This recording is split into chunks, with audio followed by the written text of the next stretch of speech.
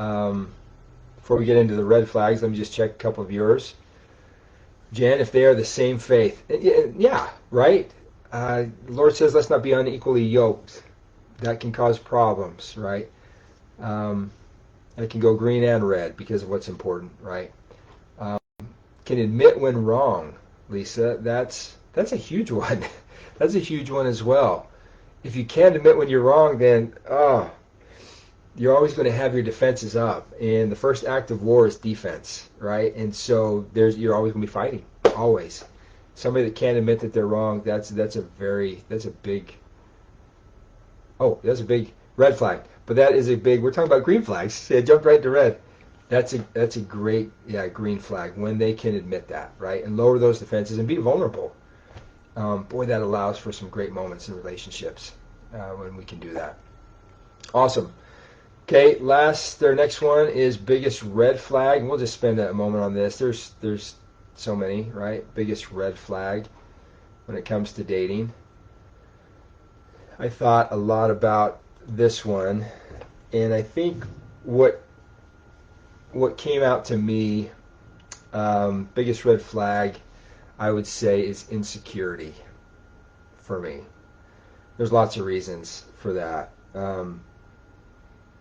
One of my one of the big tenets that I've again just kind of adopted as a person comes from the movie Cool Runnings. I won't tell you the whole story, but the concept is this: is if you're not enough without something, you'll never be enough with it.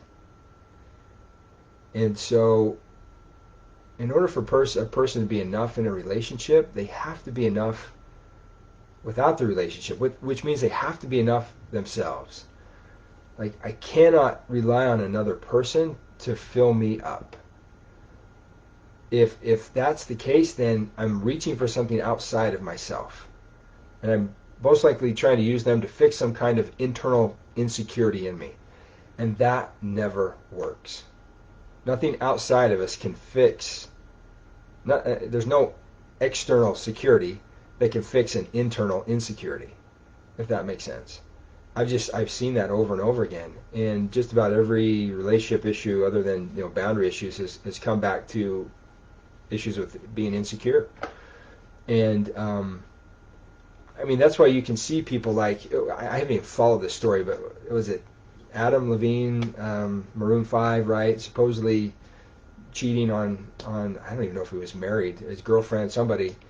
But it's not the only story or time that's ever happened, right? You have a person that seems to have the perfect person, right? Maybe they have it all physically, or they have everything, financially. And why do they still cheat? Why are they not loyal to that person? Why is that person not enough from them? And those poor individuals, right, are so broken because they don't feel like what could I have done different? Why wasn't I enough for them? That was never the issue. That was never the problem. You are enough for that person. You were enough for that person. They were not enough themselves. And if they're not enough themselves, then you'll never be enough for them, ever. No amount of money, success, power, anything outside of us can compensate again for an internal insecurity. And so when I see that in a person, especially when I was dating early on, that was a big red flag for me, because I knew I'd never be enough for him.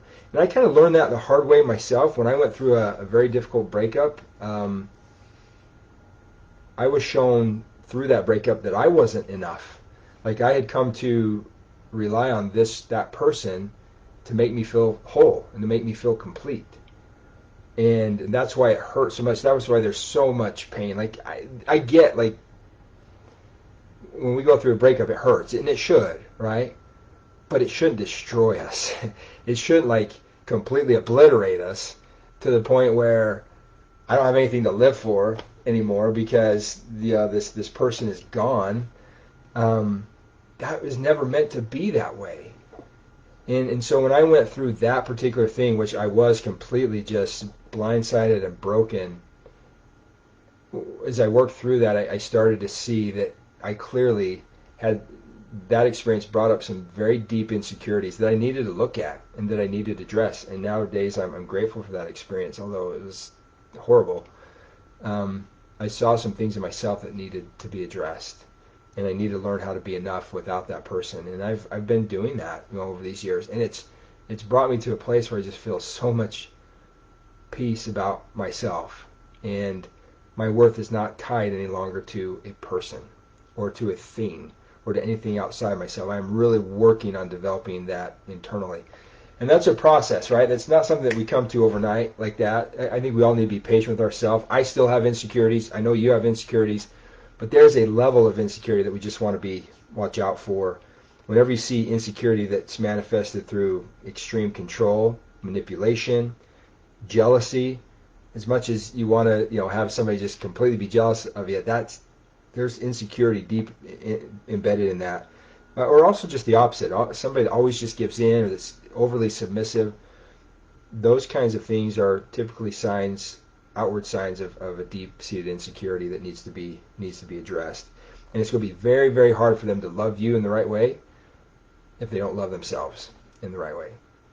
So that's what I've learned to kind of watch out for as I went through the dating experiences that I have.